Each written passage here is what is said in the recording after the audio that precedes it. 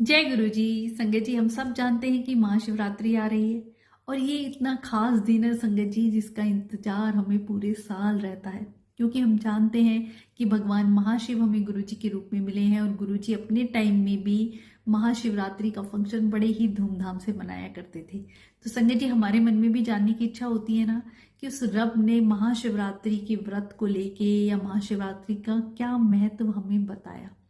2002 की महाशिवरात्रि में जब गुरुजी महाराज फिजिकल फॉर्म में थे, कुछ ऐसी लीलाएं गुरुजी ने रची, कुछ ऐसी बातें हमें बता के गए संगत जी, जो हमें पता होनी चाहिए। बहुत ही प्यारा सा सत्संग गुरुजी महाराज का 2002 में, जब महाशिवरात्रि के दिन, उससे एक दिन पहले गुरुजी महाराज ने जलंधर मंदिर में काफी सारे सेवादारों को सेवा के लिए बुलाया। एक दिन पहले ही तैयारियां शुरू कर दी गई।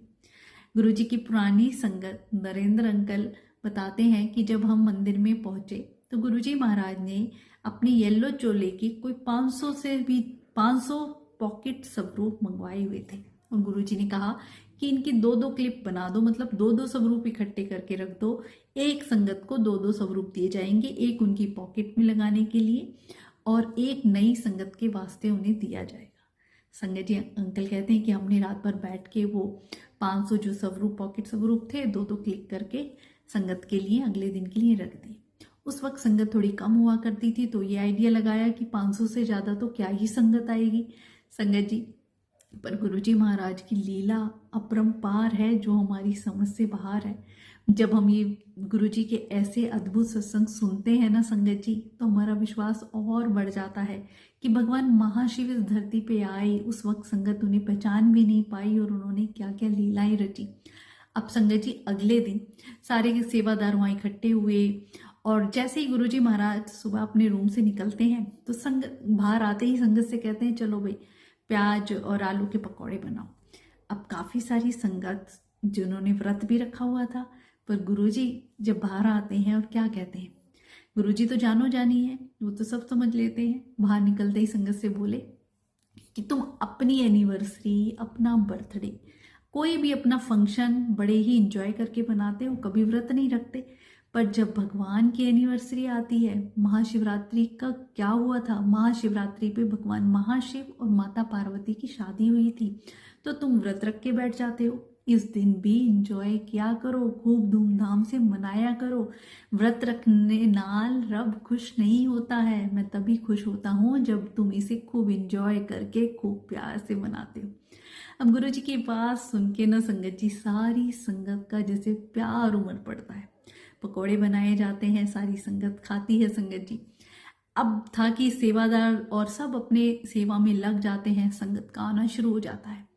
500 क्या संगत जी, 1000 से भी ज्यादा संगत आती है और जब वो पॉकेट स्वरूप दो दो करके संगत को दिए जाते हैं, 500 पॉकेट स्वरूप 1000 संगत में बढ़ जाते हैं, फिर भी 15 बच जाते हैं। तो अभी आप ये देखिए ना, ये गुरु जी की लीला परंपार, और वो संगत कितनी ब्लेस्ड हैं जो उस वक्त गुरु जी की ब्लेसिंग उन्हें मिली। सच में वो तर गए होंगे संगत जी।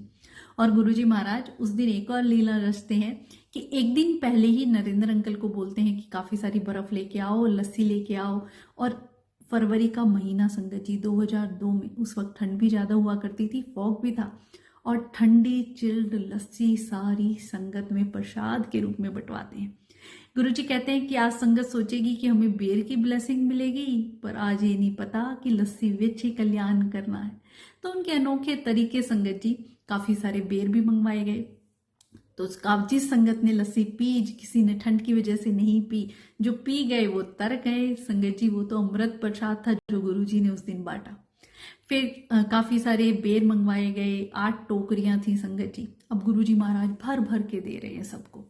बाकी सेवादार, उस वक्त क्या पता था कि ये हमारे सामने भगवान महाशिव बैठे हैं। मन में शंका हो जाती थी, इतना प्रसाद बांट रहे हैं, कैसे संगत में बटेगा, अभी तो बहुत सारी संगत रहती है।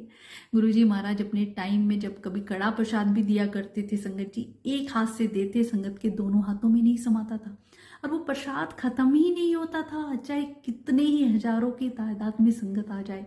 गुरुजी महाराज खुद वो प्रसाद प्रोड्यूस करते, बढ़ता ही चला जाता। ऐसी बरकत मेरे गुरुजी महाराज उसमें डालते संगत जी। कितने ऐसे अद्भुत संगत हैं कि कब सत्संग हैं कि जो गुरुजी महाराज के लंगर प्रसाद या इनकी बरकत कभी कम नहीं होती, गुरुजी का आशीर्वाद उसमें होता है। तो 8 टोकरियां मंगाई गई, अब गुरुजी भर भर के दे रहे हैं। सेवादार बार बार गुरुजी की तरफ देखे और बोले कि गुरुजी थोड़ा कम कम दीजिए, बहुत सारी संगत रहती है। तो गुरुजी कहते मैं अपने आप देख लेनी संगत जी। गुरुजी महाराज तो पंजाबी में इतना प्यारा बोला करते, हमें तो आती भी नहीं है पर मैं कोशिश करती हूँ कि गुरुजी ने कहा मैं अपने आप देख ली। और संगत जी गुरुजी महाराज भर भर के दिए जा रहे हैं और इतनी सारी संगत, हजारों की तादाद में, ऐसे लग रहा था कि अब खत्म हुआ, अब खत्म हुआ। सारी संगत चली गई, उसके बाद भी वो बेर बच जाते हैं, जिसमें कि 5 बेर गुरुजी महाराज नरेंद्र अंकल को देते हैं और कहते हैं ये ले प्रसाद। तो अंकल सोचते हैं कि मैं बाकी घर जाके खा लूंगा या घर ले जाऊंगा, तो गुरुजी कहते नहीं, ये मेरी हॉट ब्लेसिंग है। हॉट ब्लेसिंग मतलब जो उसी वक्त रब ने प्रोड्यूस किया है, वो अमृत प्रसाद है, ये तुम्हें यही खत्म करना है। तो अंकल वो प्रसाद ग्रहण करते हैं। 3 बेर गुरुजी महाराज खुद भी खाते हैं, बाकी सेवादारों को भी देते हैं। ऐसे रब, उनकी अद्भुत लीलाएं कोई नहीं जान सकता है संगत जी। तो गुरुजी महाराज हमें महाशिवरात्रि का महत्व बता के गए कि व्रत नाल भगवान खुश नहीं होता है। और सच में संगत जी, व्रत ना करके हम व्रत किस चीज का करें? अपनी बुराइयों का, उनका उपवास रखें, उन्हें भगवान के चरणों में सौंप दें।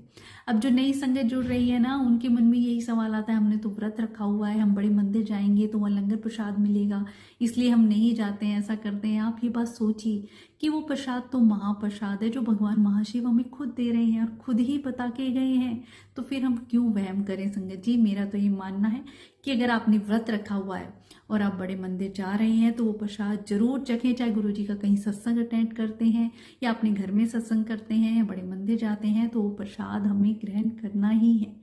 हाँ, अगर आपने व्रत रखा हुआ है तो फिर आप बड़े मंदिर, आपके मन में है कि मुझे प्रसाद नहीं खा पाऊंगी, तो आप बेशक से बड़े मंदिर ना जाएं या सत्संग में ना जाएं, पर हमें कोई वहम नहीं रखना है। इन्हीं वहमों से हमें गुरुजी निकाल के गए संगत जी। गुरुजी महाराज की अद्भुत लीलाएं और ऐसे सत्संग ना सच में सुन के हमारे रोंगटे खड़े हो जाते हैं।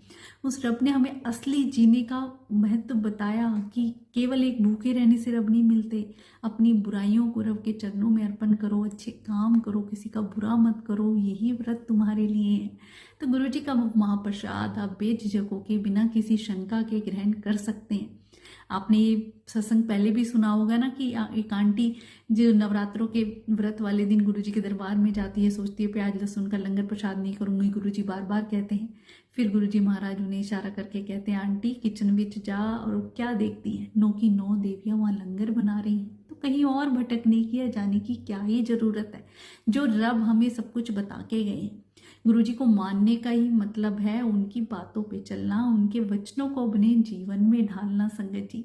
फिर मन में वहम या डर नहीं रहता, भगवान से डरे नहीं, उन्हें प्यार करें। हाँ, आप अपनी श्रद्धा भक्ति के अकॉर्डिंग जैसा व्रत, जैसा भाव रखना चाहिए रखें।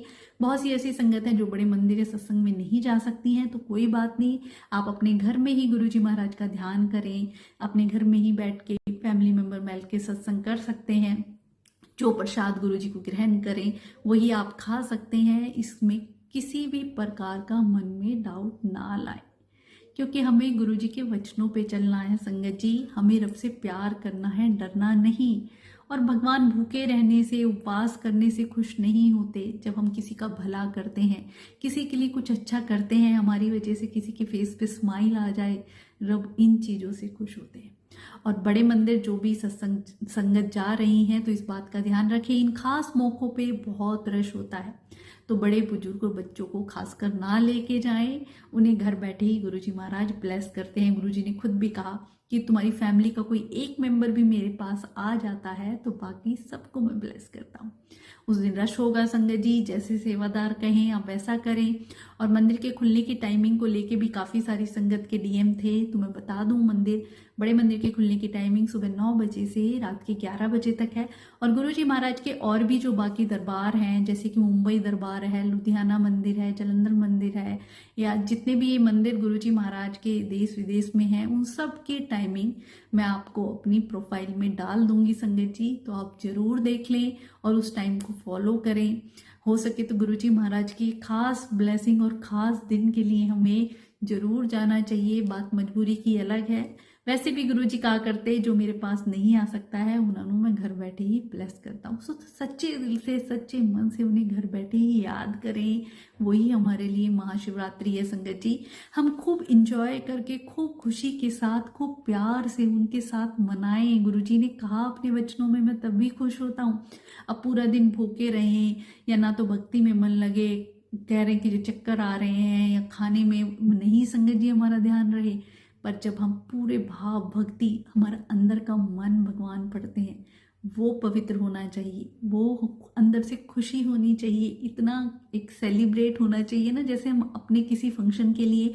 वही ये सबसे खास दिन हम सब के लिए है संगत जी।